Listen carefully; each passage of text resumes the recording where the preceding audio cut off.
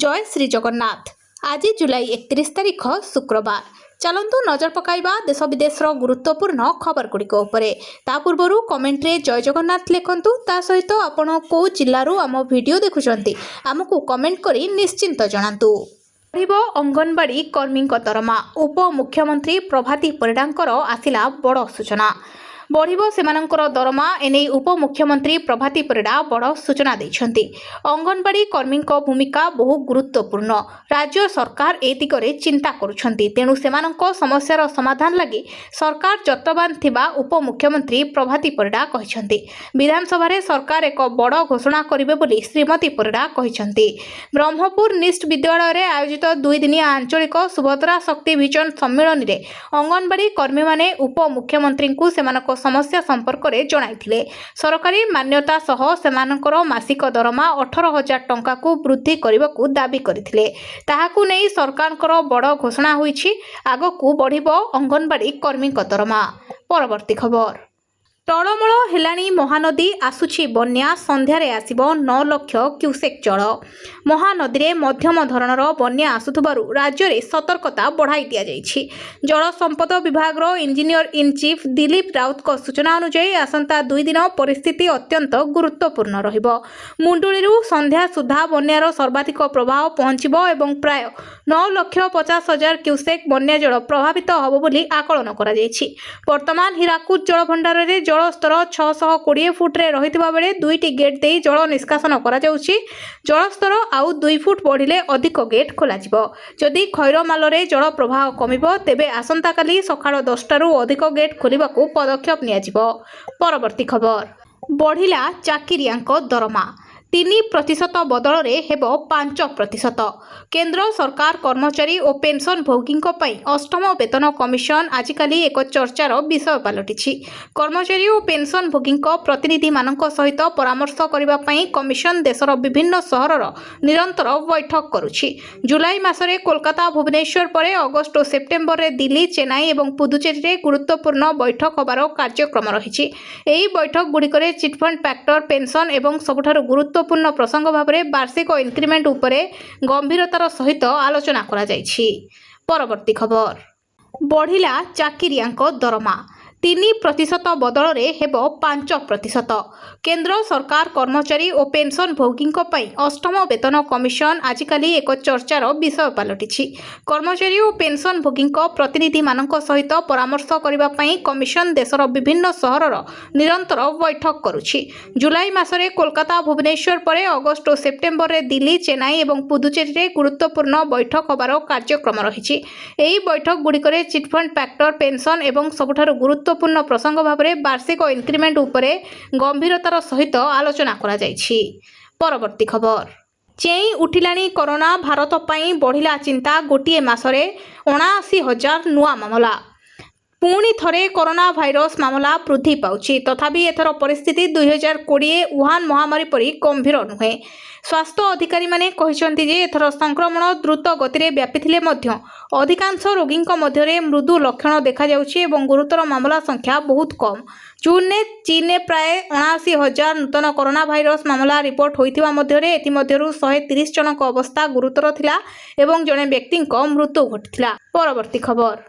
3,000 कोटीर plastic note छापिबो RBI. Bhubaneswar रे हेबो परीक्षण। भारतीय रिजर्व बैंक देश में प्लास्टिक बा पॉलीमर नोट प्रचलन करने दिगरे एक बड़ पदक्षेप ग्रहण करिछि। लोकसभा रे एक प्रश्नर लिखित उत्तर दे अर्थ राष्ट्रमंत्री पंकज चौधरी एही गुरुत्वपूर्ण सूचना दैछंती। से जणाइछंती जे आरबीआई रो प्लास्टिक नोट परीक्षणर अंश स्वरूप देश में प्रथम पर्यायर रे 10 टंका एवं 20 टंका मूल्यर 100टी नोट जारी कराजिबो, जहार आनुमानिक मूल्य 3,000 कोटी टंका हबो। देशर विभिन्न जलवायु एवं भौगोलिक परिस्थिति रे एही नोट गुड़िकर स्थायित्व परीक्षा कराजिबो। परवर्ती खबर। पीएम किसान 24तम किस्ती एही दिन आसिबो। केंद्र सरकार को प्रधानमंत्री किसान सम्मान निधि योजनार देशर लक्ष लक्ष चाषी एक गुरुत्वपूर्ण सहायता। यही योजना अधीन रे चाषी मानक वार्षिक 6,000 टंकार आर्थिक सहायता 3टी किस्ती रे 2,000 टंका सीधा सड़क से बैंक अकाउंट रे पठा जाय थाए। ए पर्यंत सरकार 23टी किस्ती जारी करछंती। 20 जून ने प्रधानमंत्री नरेंद्र मोदी पश्चिम बंगर तारकेश्वर 23तम किस्ती स्थानांतर आरंभ करथिले। परवर्ती किस्ती तेबे केबे आसिबो? प्रति 4 मासरे 2,000 टंकार किस्ती प्रदान करा जाय। କିସ୍ତିଗୁଡ଼ିକ ସାଧାରଣତଃ 3ଟି ଚକ୍ରରେ ଆସିଥାଏ। ଏପ୍ରିଲରୁ ଜୁଲାଇ, ଅଗଷ୍ଟରୁ ନଭେମ୍ବର, ଡିସେମ୍ବରରୁ ମାର୍ଚ୍ଚ ଭିତରେ। ନିୟମ ଅନୁଯାୟୀ 24ତମ କିସ୍ତି ଅକ୍ଟୋବର 2026 ସୁଦ୍ଧା ଚାଷୀଙ୍କ ବ୍ୟାଙ୍କ ଆକାଉଣ୍ଟରେ ପହଞ୍ଚିବାର ଆଶା କରାଯାଉଛି। ପରବର୍ତ୍ତୀ ଖବର। ଇଣ୍ଡିଆନ୍ ଅଏଲର ବଡ଼ ଘୋଷଣା, ମାତ୍ର 4 ଘଣ୍ଟାରେ ଘରେ ପହଞ୍ଚିବ ଗ୍ୟାସ୍ ସିଲିଣ୍ଡର। ଗ୍ରାହକଙ୍କୁ ଅଧିକ ସୁବିଧା ଓ ଉନ୍ନତମାନର ସେବା ଯୋଗାଇଦେବା ଲକ୍ଷ୍ୟରେ ଦେଶର ଅଗ୍ରଣୀ ଶକ୍ତି କମ୍ପାନୀ ଇଣ୍ଡିଆନ୍ ଅଏଲ ଏକ ଅଭିନବ ପଦକ୍ଷେପ ଗ୍ରହଣ କରିଛି। କମ୍ପାନୀ ପକ୍ଷରୁ ଇଣ୍ଡେନ୍ ଏକ୍ସଟ୍ରାଲାଇଟ୍ ନାଓ ନାମକ ଏକ ନୂତନ 10 କିଲୋଗ୍ରାମ ବିଶିଷ୍ଟ କମ୍ପୋଜିଟ୍ ଏଲ୍‌ପିଜି ସିଲିଣ୍ଡର ସହିତ ଏକ୍ସପ୍ରେସ୍ ଡେଲିଭରି ସେବାର ଶୁଭାରମ୍ଭ କରାଯାଇଛି। ଆୟୋଜିତ ଏକ ସ୍ୱତନ୍ତ୍ର କାର୍ଯ୍ୟକ୍ରମରେ ଇଣ୍ଡିଆନ୍ ଅଏଲ ଚେୟାରମ୍ୟାନ୍ ଏଏସ୍ ସାହେନ ଏହି ସେବାକୁ ଲଞ୍ଚ କରିବା ବେଳେ ଏହି ଅବସରରେ କମ୍ପାନୀର ମାର୍କେଟିଂ ନିର୍ଦ୍ଦେଶକ ସୌମ୍ୟତ୍ର ପି ଶ୍ରୀବାସ୍ତବ ଓ ଅନ୍ୟ ବରିଷ୍ଠ ଅଧିକାରୀମାନେ ଉପସ୍ଥିତ ଥିଲେ। ପରବର୍ତ୍ତୀ ଖବର। ବଢ଼ିବ ଅଙ୍ଗନବାଡ଼ି କର୍ମୀଙ୍କ ଦରମା। ଉପମୁଖ୍ୟମନ୍ତ୍ରୀ ପ୍ରଭାତୀ ପରିଡ଼ାଙ୍କର ଆସିଲା ବଡ଼ ସୂଚନା। ବଢ଼ିବ ସେମାନଙ୍କର ଦରମା। ଏନେଇ ଉପମୁଖ୍ୟମନ୍ତ୍ରୀ ପ୍ରଭାତୀ ପରିଡ଼ା ବଡ଼ ସୂଚନା ଦେଇଛନ୍ତି। ଅଙ୍ଗନବାଡ଼ି କର୍ମୀଙ୍କ ଭୂମିକା ବହୁ ଗୁରୁତ୍ୱପୂର୍ଣ୍ଣ। ରାଜ୍ୟ ସରକାର ଏ ଦିଗରେ ଚିନ୍ତା କରୁଛନ୍ତି। ତେଣୁ ସେମାନଙ୍କ ସମସ୍ୟାର ସମାଧାନ ଲାଗି ସରକାର ଯତ୍ନବାନ ଥିବା ଉପମୁଖ୍ୟମନ୍ତ୍ରୀ ପ୍ରଭାତୀ ପରିଡ଼ା କହିଛନ୍ତି। ବିଧାନସଭାରେ ସରକାର ଏକ ବଡ଼ ଘୋଷଣା କରିବେ ବୋଲି ଶ୍ରୀମତୀ ପରିଡ଼ା କହିଛନ୍ତି। ବ୍ରହ୍ମପୁର ନିଷ୍ଟ ବିଦ୍ୟାଳୟରେ ଆୟୋଜିତ 2 ଦିନିଆ ଆଞ୍ଚଳିକ ସୁଭଦ୍ରା ଶକ୍ତି ଭିଜନ ସମ୍ମିଳନୀରେ ଅଙ୍ଗନବାଡ଼ି କର୍ମୀମାନେ ଉପମୁଖ୍ୟମନ୍ତ୍ରୀଙ୍କୁ ସେମାନଙ୍କ ସମସ୍ୟା ସମ୍ପର୍କରେ ଜଣାଇଥିଲେ। ସରକାରୀ ମାନ୍ୟତା ସହ ସେମାନଙ୍କର ମାସିକ ଦରମା 18,000 ଟଙ୍କାକୁ ବୃଦ୍ଧି କରିବାକୁ ଦାବି କରିଥିଲେ। ତାହାକୁ ନେଇ ସରକାରଙ୍କର ବଡ଼ ଘୋଷଣା ହୋଇଛି। ଆଗକୁ ବଢ଼ିବ ଅଙ୍ଗନବାଡ଼ି କର୍ମୀଙ୍କ ଦରମା। ପରବର୍ତ୍ତୀ ଖବର। ଟଳମଳ ହେଲାଣି ମହାନଦୀ, ଆସୁଛି ବନ୍ୟା। ସନ୍ଧ୍ୟାରେ ଆସିବ 9 ଲକ୍ଷ କ୍ୟୁସେକ୍ ଜଳ। ମହାନଦୀରେ ମଧ୍ୟମ ଧରଣର ବନ୍ୟା ଆସୁଥିବାରୁ ରାଜ୍ୟରେ ସତର୍କତା ବଢ଼ାଇ ଦିଆଯାଇଛି। ଜଳ ସମ୍ପଦ ବିଭାଗର ଇଞ୍ଜିନିୟର ଇନ୍ ଚିଫ୍ ଦିଲ୍ଲୀପ ରାଉତଙ୍କ ସୂଚନା ଅନୁଯାୟୀ ଆସନ୍ତା 2 ଦିନ ପରିସ୍ଥିତି ଅତ୍ୟନ୍ତ ଗୁରୁତ୍ୱପୂର୍ଣ୍ଣ ରହିବ। ମୁଣ୍ଡୁଳିରୁ ସନ୍ଧ୍ୟା ସୁଦ୍ଧା ବନ୍ୟାର ସର୍ବାଧିକ ପ୍ରଭାବ ପହଞ୍ଚିବ ଏବଂ ପ୍ରାୟ 9,50,000 କ୍ୟୁସେକ୍ ବନ୍ୟା ଜଳ ପ୍ରଭାବିତ ହେବ ବୋଲି ଆକଳନ କରାଯାଇଛି। ବର୍ତ୍ତମାନ ହୀରାକୁଦ ଜଳଭଣ୍ଡାରରେ ଜଳସ୍ତର 620 ଫୁଟରେ ରହିଥିବା ବେଳେ 2ଟି ଗେଟ୍ ଦେଇ ଜଳ ନିଷ୍କାସନ କରାଯାଉଛି। ଜଳସ୍ତର ଆଉ 2 ଫୁଟ ବଢ଼ିଲେ ଅଧିକ ଗେଟ୍ ଖୋଲାଯିବ। ଯଦି ଖୈରମାଲରେ ଜଳ ପ୍ରବାହ କମିବ, ତେବେ ଆସନ୍ତାକାଲି ସକାଳ 10ଟାରୁ ଅଧିକ ଗେଟ୍ ଖୋଲିବାକୁ ପଦକ୍ଷେପ ନିଆଯିବ। ପରବର୍ତ୍ତୀ ଖବର। ବଢ଼ିଲା ଚାକିରିଆଙ୍କ ଦରମା। 3% ବଦଳରେ ହେବ 5%। କେନ୍ଦ୍ର ସରକାର କର୍ମଚାରୀ ଓ ପେନ୍ସନଭୋଗୀଙ୍କ ପାଇଁ 8ମ ବେତନ କମିଶନ ଆଜିକାଲି ଏକ ଚର୍ଚ୍ଚାର ବିଷୟ ପାଲଟିଛି। କର୍ମଚାରୀ ଓ ପେନ୍ସନଭୋଗୀଙ୍କ ପ୍ରତିନିଧିମାନଙ୍କ ସହିତ ପରାମର୍ଶ କରିବା ପାଇଁ କମିଶନ ଦେଶର ବିଭିନ୍ନ ସହରର ନିରନ୍ତର ବୈଠକ କରୁଛି। ଜୁଲାଇ ମାସରେ କୋଲକାତା, ଭୁବନେଶ୍ୱର ପରେ ଅଗଷ୍ଟ ଓ ସେପ୍ଟେମ୍ବରରେ ଦିଲ୍ଲୀ, ଚେନ୍ନାଇ ଏବଂ ପୁଦୁଚେରୀରେ ଗୁରୁତ୍ୱପୂର୍ଣ୍ଣ ବୈଠକ ହେବାର କାର୍ଯ୍ୟକ୍ରମ ରହିଛି। ଏହି ବୈଠକଗୁଡ଼ିକରେ ଚିଟ୍‌ଫଣ୍ଡ ଫ୍ୟାକ୍ଟର, ପେନ୍ସନ ଏବଂ ସବୁଠାରୁ ଗୁରୁତ୍ୱପୂର୍ଣ୍ଣ ପ୍ରସଙ୍ଗ ଭାବରେ ବାର୍ଷିକ ଇନକ୍ରିମେଣ୍ଟ ଉପରେ ଗମ୍ଭୀରତାର ସହିତ ଆଲୋଚନା କରାଯାଇଛି। ପରବର୍ତ୍ତୀ ଖବର। ବଢ଼ିଲା ଚାକିରିଆଙ୍କ ଦରମା। 3% ବଦଳରେ ହେବ 5%। କେନ୍ଦ୍ର ସରକାର କର୍ମଚାରୀ ଓ ପେନ୍ସନଭୋଗୀଙ୍କ ପାଇଁ 8ମ ବେତନ କମିଶନ ଆଜିକାଲି ଏକ ଚର୍ଚ୍ଚାର ବିଷୟ ପାଲଟିଛି। କର୍ମଚାରୀ ଓ ପେନ୍ସନଭୋଗୀଙ୍କ ପ୍ରତିନିଧିମାନଙ୍କ ସହିତ ପରାମର୍ଶ କରିବା ପାଇଁ କମିଶନ ଦେଶର ବିଭିନ୍ନ ସହରର ନିରନ୍ତର ବୈଠକ କରୁଛି। ଜୁଲାଇ ମାସରେ କୋଲକାତା, ଭୁବନେଶ୍ୱର ପରେ ଅଗଷ୍ଟ ଓ ସେପ୍ଟେମ୍ବରରେ ଦିଲ୍ଲୀ, ଚେନ୍ନାଇ ଏବଂ ପୁଦୁଚେରୀରେ ଗୁରୁତ୍ୱପୂର୍ଣ୍ଣ ବୈଠକ ହେବାର କାର୍ଯ୍ୟକ୍ରମ ରହିଛି। ଏହି ବୈଠକଗୁଡ଼ିକରେ ଚିଟ୍‌ଫଣ୍ଡ ଫ୍ୟାକ୍ଟର, ପେନ୍ସନ ଏବଂ ସବୁଠାରୁ ଗୁରୁତ୍ୱପୂର୍ଣ୍ଣ ପ୍ରସଙ୍ଗ ଭାବରେ ବାର୍ଷିକ ଇନକ୍ରିମେଣ୍ଟ ଉପରେ ଗମ୍ଭୀରତାର ସହିତ ଆଲୋଚନା କରାଯାଇଛି। ପରବର୍ତ୍ତୀ ଖବର। ଚେଇଁ ଉଠିଲାଣି କରୋନା। ଭାରତ ପାଇଁ ବଢ଼ିଲା ଚିନ୍ତା। ଗୋଟିଏ ମାସରେ 79,000 ନୂଆ ମାମଲା। ପୁଣି ଥରେ କରୋନା ଭାଇରସ ମାମଲା ବୃଦ୍ଧି ପାଉଛି। ତଥାପି ଏଥର ପରିସ୍ଥିତି 2020 ଉହାନ ମହାମାରୀ ପରି ଗମ୍ଭୀର ନୁହେଁ।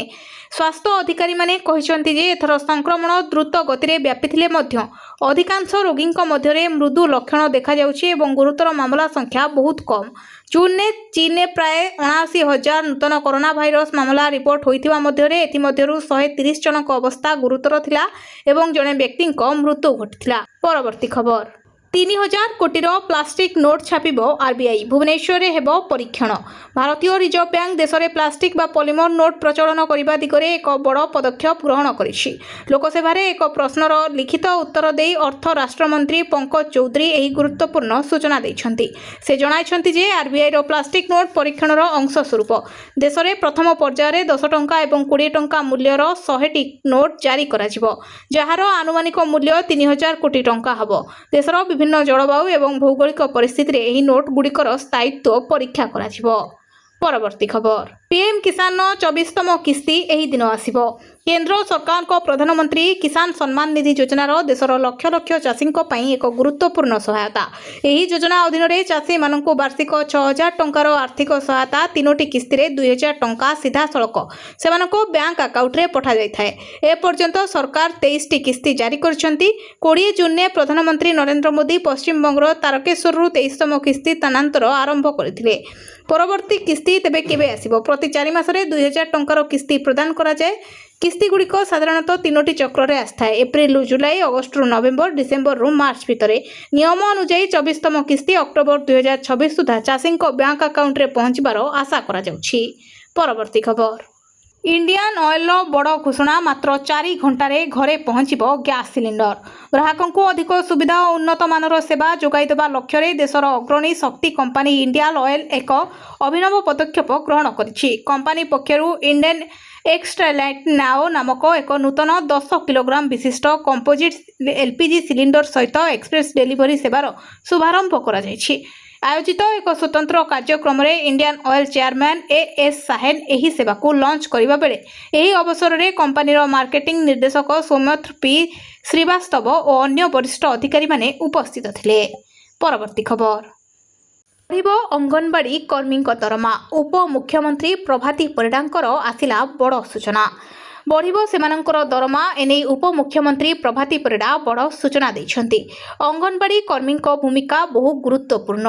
ରାଜ୍ୟ ସରକାର ଏ ଦିଗରେ ଚିନ୍ତା କରୁଛନ୍ତି। ତେଣୁ ସେମାନଙ୍କ ସମସ୍ୟାର ସମାଧାନ ଲାଗି ସରକାର ଯତ୍ନବାନ ଥିବା ଉପମୁଖ୍ୟମନ୍ତ୍ରୀ ପ୍ରଭାତୀ ପରିଡ଼ା କହିଛନ୍ତି। ବିଧାନସଭାରେ ସରକାର ଏକ ବଡ଼ ଘୋଷଣା କରିବେ ବୋଲି ଶ୍ରୀମତୀ ପରିଡ଼ା କହିଛନ୍ତି।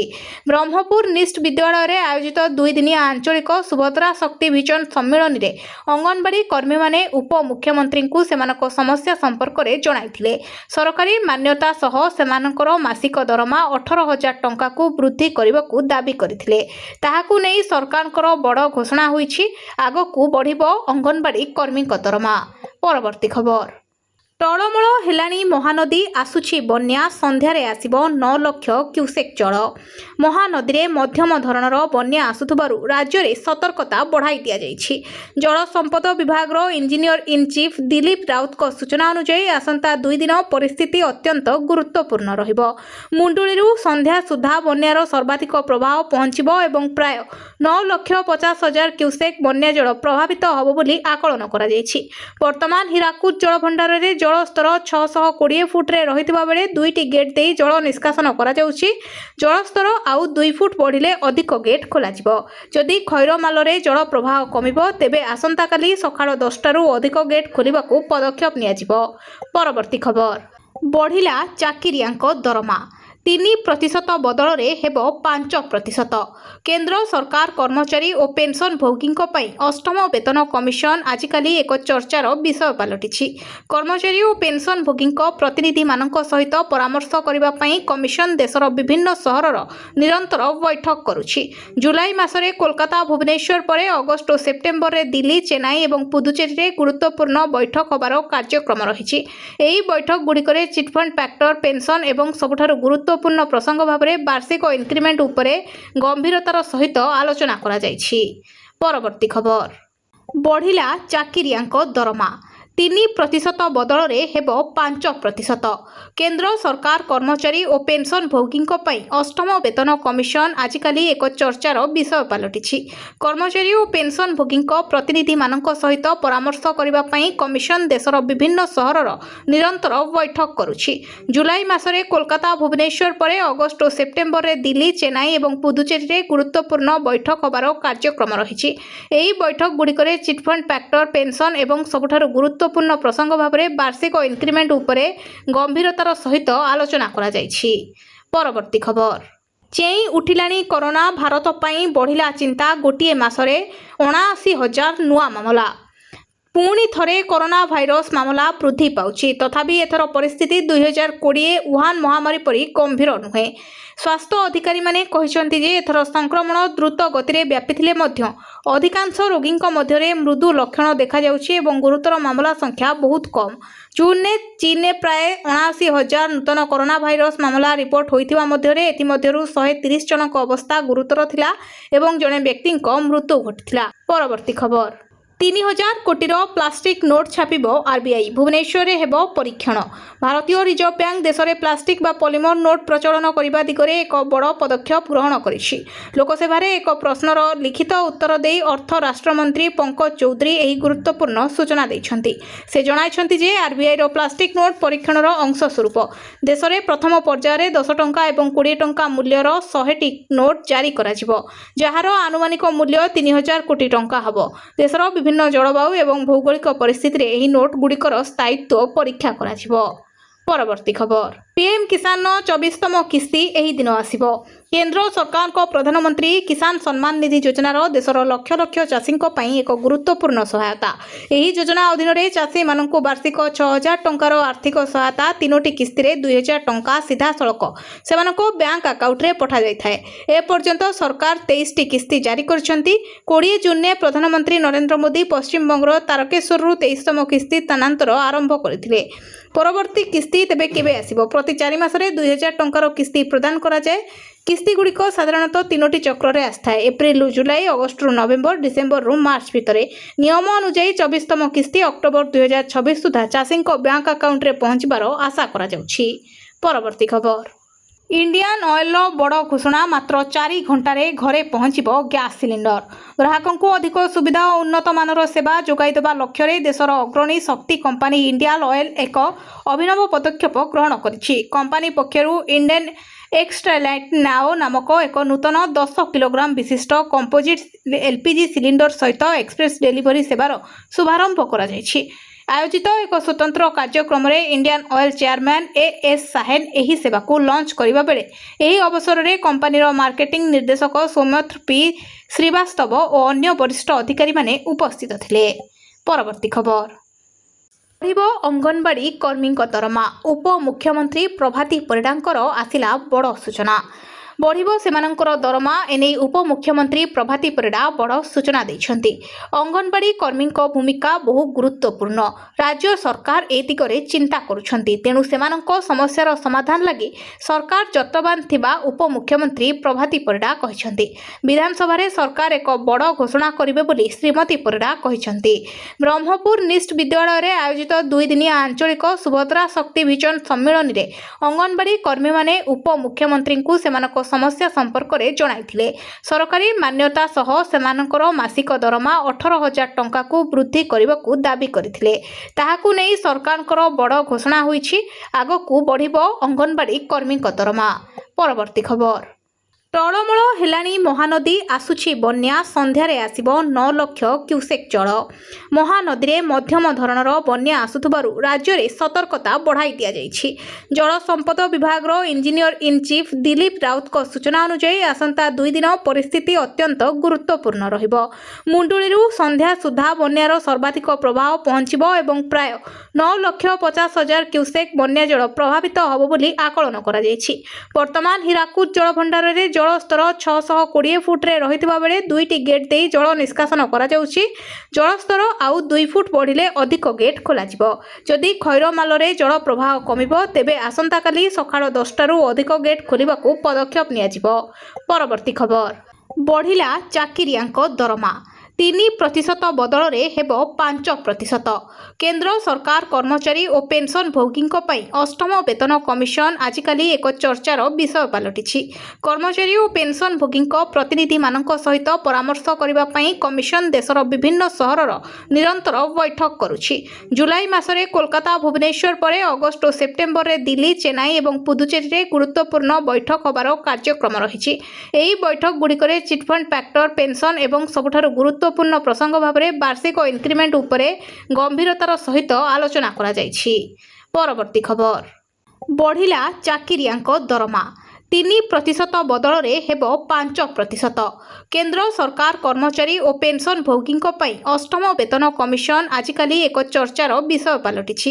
କର୍ମଚାରୀ ଓ ପେନ୍ସନ୍ ଭୋଗୀଙ୍କ ପ୍ରତିନିଧିମାନଙ୍କ ସହିତ ପରାମର୍ଶ କରିବା ପାଇଁ କମିଶନ ଦେଶର ବିଭିନ୍ନ ସହରର ନିରନ୍ତର ବୈଠକ କରୁଛି। ଜୁଲାଇ ମାସରେ କୋଲକାତା, ଭୁବନେଶ୍ୱର ପରେ ଅଗଷ୍ଟ ଓ ସେପ୍ଟେମ୍ବରରେ ଦିଲ୍ଲୀ, ଚେନ୍ନାଇ ଏବଂ ପୁଦୁଚେରୀରେ ଗୁରୁତ୍ୱପୂର୍ଣ୍ଣ ବୈଠକ ହେବାର କାର୍ଯ୍ୟକ୍ରମ ରହିଛି। ଏହି ବୈଠକଗୁଡ଼ିକରେ ଚିଟ୍‌ଫଣ୍ଡ, ଫ୍ୟାକ୍ଟର, ପେନ୍ସନ୍ ଏବଂ ସବୁଠାରୁ ଗୁରୁତ୍ୱପୂର୍ଣ୍ଣ ପ୍ରସଙ୍ଗ ଭାବରେ ବାର୍ଷିକ ଇନକ୍ରିମେଣ୍ଟ ଉପରେ ଗମ୍ଭୀରତାର ସହିତ ଆଲୋଚନା କରାଯାଇଛି। ପରବର୍ତ୍ତୀ ଖବର। ଚେଇଁ ଉଠିଲାଣି କରୋନା, ଭାରତ ପାଇଁ ବଢ଼ିଲା ଚିନ୍ତା। ଗୋଟିଏ ମାସରେ 79,000 ନୂଆ ମାମଲା। ପୁଣି ଥରେ କରୋନା ଭାଇରସ୍ ମାମଲା ବୃଦ୍ଧି ପାଉଛି। ତଥାପି ଏଥର ପରିସ୍ଥିତି 2020 ଉହାନ ମହାମାରୀ ପରି ଗମ୍ଭୀର ନୁହେଁ। ସ୍ୱାସ୍ଥ୍ୟ ଅଧିକାରୀମାନେ କହିଛନ୍ତି ଯେ ଏଥର ସଂକ୍ରମଣ ଦ୍ରୁତ ଗତିରେ ବ୍ୟାପିଥିଲେ ମଧ୍ୟ ଅଧିକାଂଶ ରୋଗୀଙ୍କ ମଧ୍ୟରେ ମୃଦୁ ଲକ୍ଷଣ ଦେଖାଯାଉଛି ଏବଂ ଗୁରୁତର ମାମଲା ସଂଖ୍ୟା ବହୁତ କମ୍। ଜୁନ୍‌ରେ ଚୀନ୍ରେ ପ୍ରାୟ 79,000 ନୂତନ କରୋନା ଭାଇରସ୍ ମାମଲା ରିପୋର୍ଟ ହୋଇଥିବା ମଧ୍ୟରେ ଏଥିମଧ୍ୟରୁ 130 ଜଣଙ୍କ ଅବସ୍ଥା ଗୁରୁତର ଥିଲା ଏବଂ ଜଣେ ବ୍ୟକ୍ତିଙ୍କ ମୃତ୍ୟୁ ଘଟିଥିଲା। ପରବର୍ତ୍ତୀ ଖବର। 3,000 କୋଟିର ପ୍ଲାଷ୍ଟିକ୍ ନୋଟ୍ ଛାପିବ ଆର୍‌ବିଆଇ। ଭୁବନେଶ୍ୱରରେ ହେବ ପରୀକ୍ଷଣ। ଭାରତୀୟ ରିଜର୍ଭ ବ୍ୟାଙ୍କ ଦେଶରେ ପ୍ଲାଷ୍ଟିକ୍ ବା ପଲିମର ନୋଟ୍ ପ୍ରଚଳନ କରିବା ଦିଗରେ ଏକ ବଡ଼ ପଦକ୍ଷେପ ଗ୍ରହଣ କରିଛି। ଲୋକସଭାରେ ଏକ ପ୍ରଶ୍ନର ଲିଖିତ ଉତ୍ତର ଦେଇ ଅର୍ଥ ରାଷ୍ଟ୍ରମନ୍ତ୍ରୀ ପଙ୍କଜ ଚୌଧୁରୀ ଏହି ଗୁରୁତ୍ୱପୂର୍ଣ୍ଣ ସୂଚନା ଦେଇଛନ୍ତି। ସେ ଜଣାଇଛନ୍ତି ଯେ ଆର୍‌ବିଆଇର ପ୍ଲାଷ୍ଟିକ୍ ନୋଟ୍ ପରୀକ୍ଷଣର ଅଂଶ ସ୍ୱରୂପ ଦେଶରେ ପ୍ରଥମ ପର୍ଯ୍ୟାୟରେ 10 ଟଙ୍କା ଏବଂ 20 ଟଙ୍କା ମୂଲ୍ୟର 100ଟି ନୋଟ୍ ଜାରି କରାଯିବ, ଯାହାର ଆନୁମାନିକ ମୂଲ୍ୟ 3,000 କୋଟି ଟଙ୍କା ହେବ। ଦେଶର ବିଭିନ୍ନ ଜଳବାୟୁ ଏବଂ ଭୌଗୋଳିକ ପରିସ୍ଥିତିରେ ଏହି ନୋଟ୍‌ଗୁଡ଼ିକର ସ୍ଥାୟିତ୍ୱ ପରୀକ୍ଷା କରାଯିବ। ପରବର୍ତ୍ତୀ ଖବର। ପିଏମ୍ କିଷାନର 24ତମ କିସ୍ତି ଏହି ଦିନ ଆସିବ। କେନ୍ଦ୍ର ସରକାରଙ୍କ ପ୍ରଧାନମନ୍ତ୍ରୀ କିଷାନ ସମ୍ମାନ ନିଧି ଯୋଜନାର ଦେଶର ଲକ୍ଷ ଲକ୍ଷ ଚାଷୀଙ୍କ ପାଇଁ ଏକ ଗୁରୁତ୍ୱପୂର୍ଣ୍ଣ ସହାୟତା। ଏହି ଯୋଜନା ଅଧୀନରେ ଚାଷୀମାନଙ୍କୁ ବାର୍ଷିକ 6,000 ଟଙ୍କାର ଆର୍ଥିକ ସହାୟତା 3ଟି କିସ୍ତିରେ 2,000 ଟଙ୍କା ସିଧାସଳଖ ସେମାନଙ୍କ ବ୍ୟାଙ୍କ ଆକାଉଣ୍ଟରେ ପଠାଯାଇଥାଏ। ଏପର୍ଯ୍ୟନ୍ତ ସରକାର 23ଟି କିସ୍ତି ଜାରି କରିଛନ୍ତି। 20 ଜୁନ୍‌ରେ ପ୍ରଧାନମନ୍ତ୍ରୀ ନରେନ୍ଦ୍ର ମୋଦି ପଶ୍ଚିମବଙ୍ଗର ତାରକେଶ୍ୱରରୁ 23ତମ କିସ୍ତି ସ୍ଥାନାନ୍ତର ଆରମ୍ଭ କରିଥିଲେ। ପରବର୍ତ୍ତୀ କିସ୍ତି ତେବେ କେବେ ଆସିବ? ପ୍ରତି 4 ମାସରେ 2,000 ଟଙ୍କାର କିସ୍ତି ପ୍ରଦାନ କରାଯାଏ। କିସ୍ତିଗୁଡ଼ିକ ସାଧାରଣତଃ 3ଟି ଚକ୍ରରେ ଆସିଥାଏ: ଏପ୍ରିଲରୁ ଜୁଲାଇ, ଅଗଷ୍ଟରୁ ନଭେମ୍ବର, ଡିସେମ୍ବରରୁ ମାର୍ଚ୍ଚ ଭିତରେ। ନିୟମ ଅନୁଯାୟୀ 24ତମ କିସ୍ତି ଅକ୍ଟୋବର 2026 ସୁଦ୍ଧା ଚାଷୀଙ୍କ ବ୍ୟାଙ୍କ ଆକାଉଣ୍ଟରେ ପହଞ୍ଚିବାର ଆଶା କରାଯାଉଛି। ପରବର୍ତ୍ତୀ ଖବର।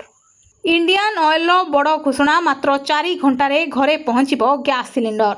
ଗ୍ରାହକଙ୍କୁ ଅଧିକ ସୁବିଧା ଓ ଉନ୍ନତ ମାନର ସେବା ଯୋଗାଇଦେବା ଲକ୍ଷ୍ୟରେ ଦେଶର ଅଗ୍ରଣୀ ଶକ୍ତି କମ୍ପାନୀ ଇଣ୍ଡିଆନ୍ ଅଏଲ୍ ଏକ ଅଭିନବ ପଦକ୍ଷେପ ଗ୍ରହଣ କରିଛି। କମ୍ପାନୀ ପକ୍ଷରୁ ଇଣ୍ଡେନ୍ ଏକ୍ସଟ୍ରାଲାଇଟ୍ ନାଓ ନାମକ ଏକ ନୂତନ 10 କିଲୋଗ୍ରାମ ବିଶିଷ୍ଟ କମ୍ପୋଜିଟ୍ ଏଲ୍‌ପିଜି ସିଲିଣ୍ଡର ସହିତ ଏକ୍ସପ୍ରେସ୍ ଡେଲିଭରି ସେବାର ଶୁଭାରମ୍ଭ କରାଯାଇଛି।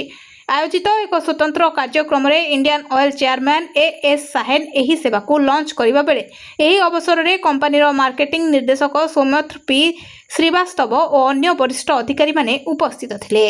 ପରବର୍ତ୍ତୀ ଖବର। ବଢ଼ିବ ଅଙ୍ଗନବାଡ଼ି କର୍ମୀଙ୍କ ଦରମା। ଉପମୁଖ୍ୟମନ୍ତ୍ରୀ ପ୍ରଭାତୀ ପରିଡ଼ାଙ୍କର ଆସିଲା ବଡ଼ ସୂଚନା। ବଢ଼ିବ ସେମାନଙ୍କର ଦରମା। ଏନେଇ ଉପମୁଖ୍ୟମନ୍ତ୍ରୀ ପ୍ରଭାତୀ ପରିଡ଼ା ବଡ଼ ସୂଚନା ଦେଇଛନ୍ତି। ଅଙ୍ଗନବାଡ଼ି କର୍ମୀଙ୍କ ଭୂମିକା ବହୁ ଗୁରୁତ୍ୱପୂର୍ଣ୍ଣ। ରାଜ୍ୟ ସରକାର ଏ ଦିଗରେ ଚିନ୍ତା କରୁଛନ୍ତି। ତେଣୁ ସେମାନଙ୍କ ସମସ୍ୟାର ସମାଧାନ ଲାଗି ସରକାର ଯତ୍ନବାନ ଥିବା ଉପମୁଖ୍ୟମନ୍ତ୍ରୀ ପ୍ରଭାତୀ ପରିଡ଼ା କହିଛନ୍ତି। ବିଧାନସଭାରେ ସରକାର ଏକ ବଡ଼ ଘୋଷଣା କରିବେ ବୋଲି ଶ୍ରୀମତୀ ପରିଡ଼ା କହିଛନ୍ତି। ବ୍ରହ୍ମପୁର ନିଷ୍ଟ ବିଦ୍ୟାଳୟରେ ଆୟୋଜିତ 2 ଦିନିଆ ଆଞ୍ଚଳିକ ସୁଭଦ୍ରା ଶକ୍ତି ଭିଜନ ସମ୍ମିଳନୀରେ ଅଙ୍ଗନବାଡ଼ି କର୍ମୀମାନେ ଉପମୁଖ୍ୟମନ୍ତ୍ରୀଙ୍କୁ ସେମାନଙ୍କ ସମସ୍ୟା ସମ୍ପର୍କରେ ଜଣାଇଥିଲେ। ସରକାରୀ ମାନ୍ୟତା ସହ ସେମାନଙ୍କର ମାସିକ ଦରମା 18,000 ଟଙ୍କାକୁ ବୃଦ୍ଧି କରିବାକୁ ଦାବି କରିଥିଲେ। ତାହାକୁ ନେଇ ସରକାରଙ୍କର ବଡ଼ ଘୋଷଣା ହୋଇଛି। ଆଗକୁ ବଢ଼ିବ ଅଙ୍ଗନବାଡ଼ି କର୍ମୀଙ୍କ ଦରମା। ପରବର୍ତ୍ତୀ ଖବର। ଟଳମଳ ହେଲାଣି ମହାନଦୀ, ଆସୁଛି ବନ୍ୟା। ସନ୍ଧ୍ୟାରେ ଆସିବ 9 ଲକ୍ଷ କ୍ୟୁସେକ୍ ଜଳ। ମହାନଦୀରେ ମଧ୍ୟମ ଧରଣର ବନ୍ୟା ଆସୁଥିବାରୁ ରାଜ୍ୟରେ ସତର୍କତା ବଢ଼ାଇ ଦିଆଯାଇଛି। ଜଳ ସମ୍ପଦ ବିଭାଗର ଇଞ୍ଜିନିୟର ଇନ୍ ଚିଫ୍ ଦିଲ୍ଲୀପ ରାଉତଙ୍କ ସୂଚନା ଅନୁଯାୟୀ ଆସନ୍ତା 2 ଦିନ ପରିସ୍ଥିତି ଅତ୍ୟନ୍ତ ଗୁରୁତ୍ୱପୂର୍ଣ୍ଣ ରହିବ। ମୁଣ୍ଡୁଳିରୁ ସନ୍ଧ୍ୟା ସୁଦ୍ଧା ବନ୍ୟାର ସର୍ବାଧିକ ପ୍ରବାହ ପହଞ୍ଚିବ ଏବଂ ପ୍ରାୟ 9,50,000 କ୍ୟୁସେକ୍ ବନ୍ୟା ଜଳ ପ୍ରଭାବିତ ହେବ ବୋଲି ଆକଳନ କରାଯାଇଛି। ବର୍ତ୍ତମାନ ହୀରାକୁଦ ଜଳଭଣ୍ଡାରରେ ଜଳସ୍ତର 620 ଫୁଟରେ ରହିଥିବା ବେଳେ 2ଟି ଗେଟ୍ ଦେଇ ଜଳ ନିଷ୍କାସନ କରାଯାଉଛି। ଜଳସ୍ତର ଆଉ 2 ଫୁଟ ବଢ଼ିଲେ ଅଧିକ ଗେଟ୍ ଖୋଲାଯିବ। ଯଦି ଖଇରମାଲରେ ଜଳ ପ୍ରବାହ କମିବ, ତେବେ ଆସନ୍ତାକାଲି ସକାଳ 10ଟାରୁ ଅଧିକ ଗେଟ୍ ଖୋଲିବାକୁ ପଦକ୍ଷେପ ନିଆଯିବ। ପରବର୍ତ୍ତୀ ଖବର। ବଢ଼ିଲା ଚାକିରିଆଙ୍କ ଦରମା। 3% ବଦଳରେ ହେବ 5%। କେନ୍ଦ୍ର ସରକାର କର୍ମଚାରୀ ଓ ପେନ୍ସନଭୋଗୀଙ୍କ ପାଇଁ ଅଷ୍ଟମ ବେତନ କମିଶନ ଆଜିକାଲି ଏକ ଚର୍ଚ୍ଚାର ବିଷୟ ପାଲଟିଛି। କର୍ମଚାରୀ ଓ ପେନ୍ସନଭୋଗୀଙ୍କ ପ୍ରତିନିଧିମାନଙ୍କ ସହିତ ପରାମର୍ଶ କରିବା ପାଇଁ କମିଶନ ଦେଶର ବିଭିନ୍ନ ସହରର ନିରନ୍ତର ବୈଠକ କରୁଛି। ଜୁଲାଇ ମାସରେ କୋଲକାତା, ଭୁବନେଶ୍ୱର ପରେ ଅଗଷ୍ଟ ଓ ସେପ୍ଟେମ୍ବରରେ ଦିଲ୍ଲୀ, ଚେନ୍ନାଇ ଏବଂ ପୁଦୁଚେରୀରେ ଗୁରୁତ୍ୱପୂର୍ଣ୍ଣ ବୈଠକ ହେବାର କାର୍ଯ୍ୟକ୍ରମ ରହିଛି। ଏହି ବୈଠକଗୁଡ଼ିକରେ ଚିଟ୍‌ଫଣ୍ଡ ଫ୍ୟାକ୍ଟର, ପେନ୍ସନ ଏବଂ ସବୁଠାରୁ ଗୁରୁତ୍ୱପୂର୍ଣ୍ଣ ପ୍ରସଙ୍ଗ ଭାବରେ ବାର୍ଷିକ ଇନକ୍ରିମେଣ୍ଟ ଉପରେ ଗମ୍ଭୀରତାର ସହିତ ଆଲୋଚନା କରାଯାଇଛି। ପରବର୍ତ୍ତୀ ଖବର। ବଢ଼ିଲା ଚାକିରିଆଙ୍କ ଦରମା, 3% ବଦଳରେ ହେବ 5%। କେନ୍ଦ୍ର ସରକାର କର୍ମଚାରୀ ଓ ପେନ୍ସନଭୋଗୀଙ୍କ ପାଇଁ ଅଷ୍ଟମ ବେତନ କମିଶନ ଆଜିକାଲି ଏକ ଚର୍ଚ୍ଚାର ବିଷୟ ପାଲଟିଛି। କର୍ମଚାରୀ ଓ ପେନ୍ସନଭୋଗୀଙ୍କ ପ୍ରତିନିଧିମାନଙ୍କ ସହିତ ପରାମର୍ଶ କରିବା ପାଇଁ କମିଶନ ଦେଶର ବିଭିନ୍ନ ସହରର ନିରନ୍ତର ବୈଠକ କରୁଛି। ଜୁଲାଇ ମାସରେ କୋଲକାତା, ଭୁବନେଶ୍ୱର ପରେ ଅଗଷ୍ଟ ଓ ସେପ୍ଟେମ୍ବରରେ ଦିଲ୍ଲୀ, ଚେନ୍ନାଇ ଏବଂ ପୁଦୁଚେରୀରେ ଗୁରୁତ୍ୱପୂର୍ଣ୍ଣ ବୈଠକ ହେବାର କାର୍ଯ୍ୟକ୍ରମ ରହିଛି। ଏହି ବୈଠକଗୁଡ଼ିକରେ ଚିଟ୍‌ଫଣ୍ଡ ଫ୍ୟାକ୍ଟର, ପେନ୍ସନ ଏବଂ ସବୁଠାରୁ ଗୁରୁତ୍ୱପୂର୍ଣ୍ଣ ପ୍ରସଙ୍ଗ ଭାବରେ ବାର୍ଷିକ ଇନକ୍ରିମେଣ୍ଟ ଉପରେ ଗମ୍ଭୀରତାର ସହିତ ଆଲୋଚନା କରାଯାଇଛି। ପରବର୍ତ୍ତୀ ଖବର। ଚେଇଁ ଉଠିଲାଣି କରୋନା, ଭାରତ ପାଇଁ ବଢ଼ିଲା ଚିନ୍ତା, ଗୋଟିଏ ମାସରେ 79,000 ନୂଆ ମାମଲା। ପୁଣି ଥରେ କରୋନା ଭାଇରସ ମାମଲା ବୃଦ୍ଧି ପାଉଛି। ତଥାପି ଏଥର ପରିସ୍ଥିତି 2020 ଉହାନ ମହାମାରୀ ପରି ଗମ୍ଭୀର ନୁହେଁ। ସ୍ୱାସ୍ଥ୍ୟ ଅଧିକାରୀମାନେ କହିଛନ୍ତି ଯେ ଏଥର ସଂକ୍ରମଣ ଦ୍ରୁତ ଗତିରେ ବ୍ୟାପିଥିଲେ ମଧ୍ୟ ଅଧିକାଂଶ ରୋଗୀଙ୍କ ମଧ୍ୟରେ ମୃଦୁ ଲକ୍ଷଣ ଦେଖାଯାଉଛି ଏବଂ ଗୁରୁତର ମାମଲା ସଂଖ୍ୟା ବହୁତ କମ୍।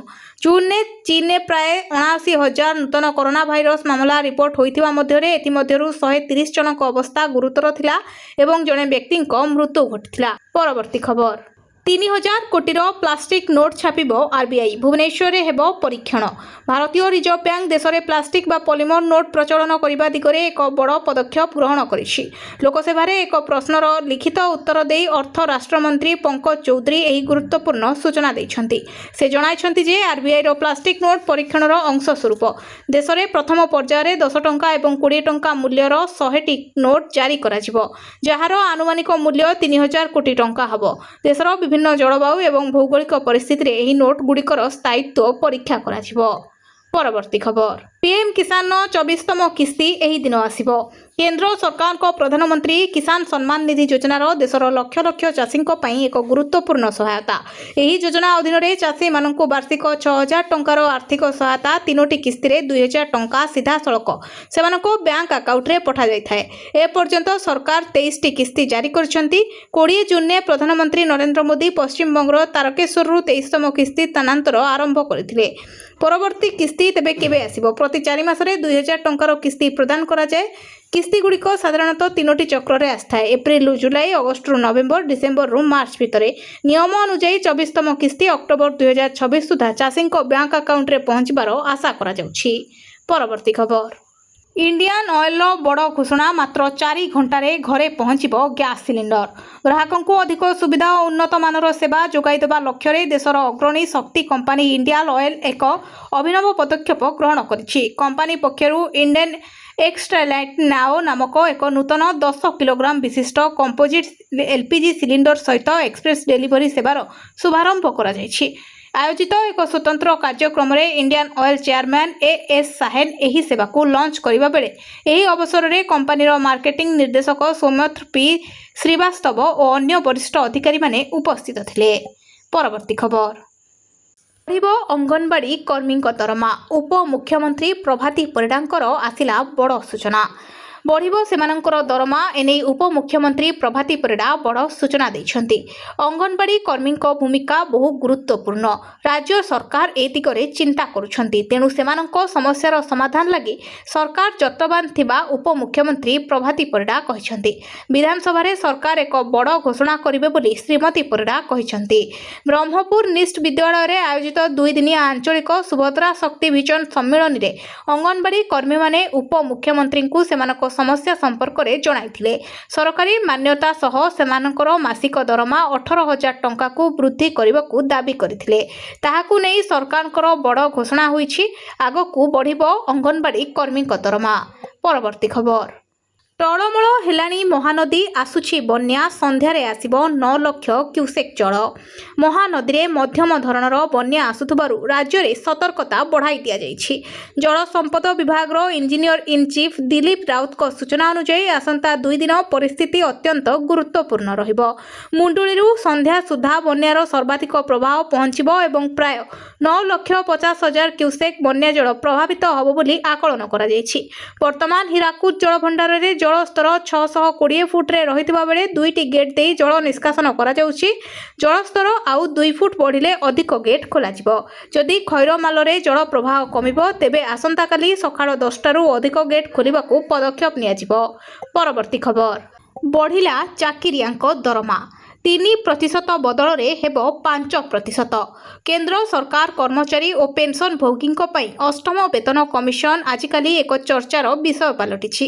କର୍ମଚାରୀ ଓ ପେନ୍ସନଭୋଗୀଙ୍କ ପ୍ରତିନିଧିମାନଙ୍କ ସହିତ ପରାମର୍ଶ କରିବା ପାଇଁ କମିଶନ ଦେଶର ବିଭିନ୍ନ ସହରର ନିରନ୍ତର ବୈଠକ କରୁଛି। ଜୁଲାଇ ମାସରେ କୋଲକାତା, ଭୁବନେଶ୍ୱର ପରେ ଅଗଷ୍ଟ ଓ ସେପ୍ଟେମ୍ବରରେ ଦିଲ୍ଲୀ, ଚେନ୍ନାଇ ଏବଂ ପୁଦୁଚେରୀରେ ଗୁରୁତ୍ୱପୂର୍ଣ୍ଣ ବୈଠକ ହେବାର କାର୍ଯ୍ୟକ୍ରମ ରହିଛି।